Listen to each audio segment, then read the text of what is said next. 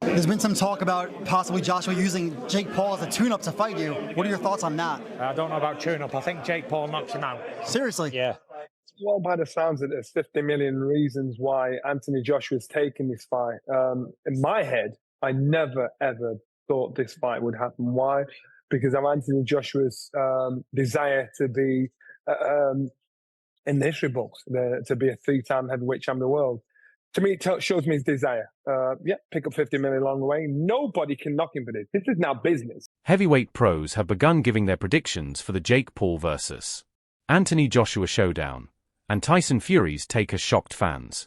Speaking to the Ring magazine months earlier, Fury said he didn't know what people meant by a tune-up, claiming Jake Paul would knock Joshua out. He argued Joshua was a spent force while Paul was on the rise, even praising Jake's new heavyweight look, a bit chubby, a bit bulky. Fury also suggested Paul looked impressive against the aging former champion Julio Cesar Chavez Jr., who spent most of his career as a middleweight.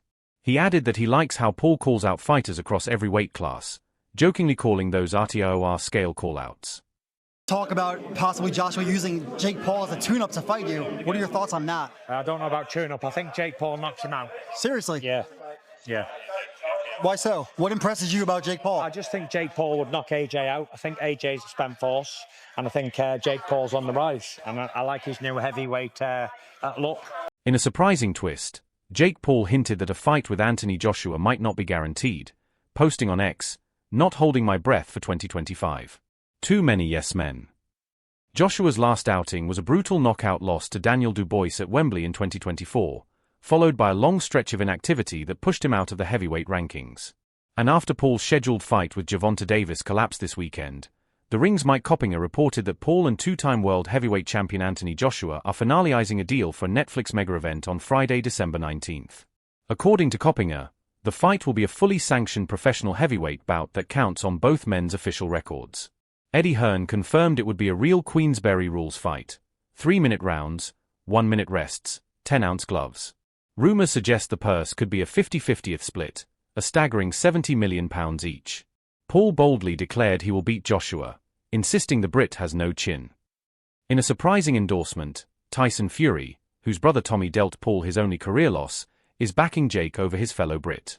Joshua's longtime promoter, Eddie Hearn, told BBC Radio 5 that people had jumped the gun, hinting that Joshua still has a huge fight with Tyson Fury lined up for next year. Still, he admitted that if the Paul fight brings in tens of millions, it might happen. Derek Chisora was far less diplomatic. Speaking to Seconds Out, he said, "AJ is going to kill Paul. If that fight happens, someone's going to jail." He added that Jake doesn't have the power to knock out Joshua and predicted Paul leaves the ring in an ambulance. Andy Ruiz also weighed in, criticizing Paul for fighting smaller and older opponents. Ruiz said the YouTuber needs to face someone real, even offering himself as an opponent, and predicted he could stop Paul in 4 rounds. What once seemed like fantasy is now close to reality. Joshua, a former Olympic gold medalist and 2-time unified heavyweight champion, sees the bout as a lucrative warm-up. Paul, meanwhile, has just one professional loss, to Tommy Fury, making his jump to heavyweight one of the most bizarre moves in modern boxing. Johnny Nelson also reacted to the announcement. For Jake Paul, absolutely crazy.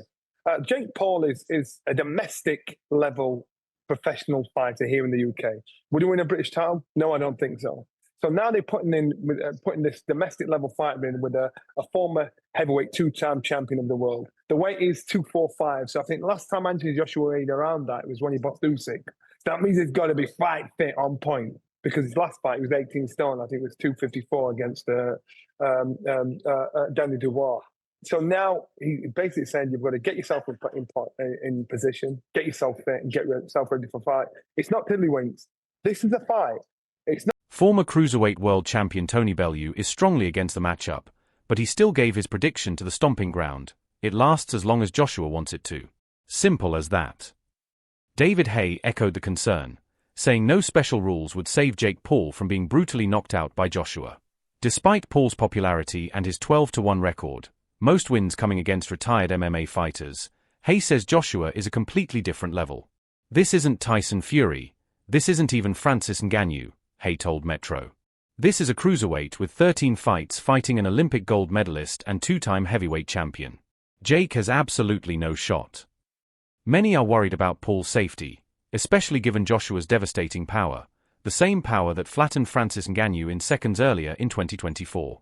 Hay warned that Paul's best outcome would be Joshua ending it quickly before he absorbs real damage. Joshua has been out of the ring for over a year since his knockout loss to Daniel Dubois, and some believe facing Paul could risk his legacy. But others argue it won't harm his reputation at all. If anything, knocking out Paul might boost it. While Paul hinted the December fight might fall through, signs still point to a showdown as early as January. Dana White also commented, calling the fight a bad idea but admitting he would definitely watch, predicting Joshua would finally give fans the beating they've been waiting for. See the fight that's reportedly being worked on for December 19th in Miami. Did I see the fight being worked on December 19th in Miami? Yeah. No. Do you know which fight I'm talking about? No. Fair enough. Oh, Jesus. That's a fucking bad idea. That's a bad idea. But let me tell you what. A lot of people will watch that one. Will you watch it? Sure. You know what everybody's tuning in for on that one. I think everybody's going to get what they find. The apparent mismatch, proposed by Jake Paul back in March, has drawn heavy criticism. After Canelo Alvarez rejected him, Paul said on his now-defunct podcast, "I want to fight Anthony Joshua because I know I'll beat him. He doesn't have a chin." Instead of facing Joshua, Paul pivoted to lightweight champion Gervonta Tank Davis, a fighter nearly 100 pounds lighter than Joshua. Their fight was cancelled after Davis faced multiple legal accusations, leading Paul's team to officially pull the plug. MVP released a statement confirming that Paul would still headline a Netflix card in 2025. Jake then posted a screenshot of Muhammad Ali's legendary speech, a clear hint that he believes he can shock the world against Joshua. The bout is expected to be 8 3-minute rounds with 10-ounce gloves, fully sanctioned and counting toward both fighters' records. Paul has now officially confirmed the bout, Jake Paul vs. Anthony Joshua, December 19th on Netflix. Press conference, November 21st, Jake tweeted, "From Deji to Joshua. Sup." Joshua cannot weigh more than 245 pounds, a major factor, as he's been heavier than that in 4 of his last 5 fights. Joshua said, "Jake or anyone can get this work. No mercy." Paul responded, "This isn't AI. This is Judgment Day." Joshua promoted ticket sales on X, while Eddie Hearn warned, "Be careful what you wish for." This fight is no longer just a crossover gimmick, it's a full heavyweight showdown with real consequences. Frank Warren also reacted to the announcement. Well, my thoughts on it is that Jake Paul's had a lot of accusations over the years for a guy who's had no amateur fights. What's he had, about 10 or 12 Fights, yeah. fights? I'm not sure what he's had. And, you know, you look at the opposition he's had and people saying, when's he going to fight somebody? He stepped up. He's stepping up to a 2-time world champion, a genuine heavyweight, a proper heavyweight champion, and an active fighter. And this is a big moment for him. And you've got to take your hat off to him for that. As regarding AJ, I'm sure AJ's wants a fight back after that, that unbelievable loss he had against Daniel Dubois. It's quite an emphatic loss. He wants to come back, get himself, dip his toe in the water. He's going to get paid a lot of money for this. This fight's going to generate a lot of money because for me, it's a fighter. Jake Paul's going to be a massive underdog against a big favourite, a big odds-on favourite. Can he do it or not? This is a car crash, and people will watch it because that's what people do. Nikisa Bidarian, CEO of Most Valuable Promotions, pushed back on skeptics who mocked the idea of Paul versus Joshua earlier this year. He said the collapse of a different matchup accelerated talks and praised MVP and Netflix for creating one of the biggest fights of all time. Everyone laughed when Jake said he wanted to fight AJ in 2026, Bidarian said. Well, plans changed. In under 2 weeks, we made it happen. Joshua has every advantage except for one, Jake Paul's delusional confidence. And if anyone can shock the world, it's him. The fight will be a fully sanctioned 8-round heavyweight contest under Queensberry rules, with Joshua required to weigh no more than 245 pounds. Because the result will... If I can beat Jake Paul, then excuse my French, what the fuck is Anthony Joshua going to do to Jake Paul? I think my dad said that AJ could beat him with his prick, and I completely will back that up. Even if AJ had a broken arm in there, it still wouldn't go past a minute. To be quite honest with you, and as a safety aspect, there's no way that fight can go ahead. At the end of the day, my God, how good does it make me look? He gets beat by Jake Paul. Well, that automatically makes me 2-time heavyweight champion of the world, doesn't it? There's no proper way. I've got to laugh about it. How are we even talking about this? He got his nut boxed off by me a little over 2 years ago. And now all of a sudden, he's talking about fighting Anthony Joshua. It's like, come on. Like, you can't be serious. You can't beat me. I'm not Anthony Joshua, am I? So... Early betting markets have spoken.